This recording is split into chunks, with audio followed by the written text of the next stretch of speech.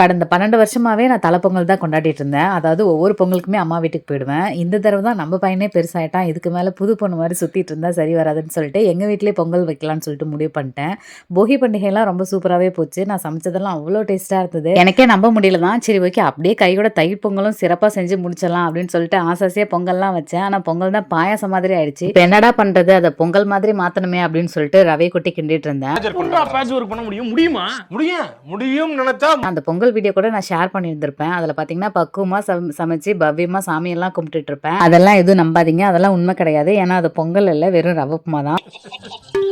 என்னடா என் பையன் தான் பாவம், அவனால பொங்கல் சாப்பிட முடியாமல் போயிடுச்சு. ஸோ இந்த தடவையும் எகைன் மாட்டு பொங்கலுக்கு அம்மா வீட்டுக்கே போயிடலாம் அப்படின்னு சொல்லிட்டு முடிவு பண்ணிட்டேன். உங்களுக்கு எப்படி போச்சு பொங்கல்லாம் அப்படின்றத மறக்காம கமெண்ட்ல சொல்லுங்க. அப்புறம் இந்த வீடியோ எடிட் பண்ணும்போது தான் ஒரு விஷயம் நோட் பண்ணேன். என் பையனை இன்னும் குழந்தையாவே நினைச்சிட்டு இருக்கேன். ஆனால் அவன் என்னையே கிண்டல் பண்ற அளவுக்கு நல்லா வளர்ந்துட்டான். என்னென்ன சொல்றாரு நீங்களே பாருங்க. இங்கே பாருங்க, இது இப்படி தான், இதுக்கு எட்டாவது கொள்ளை.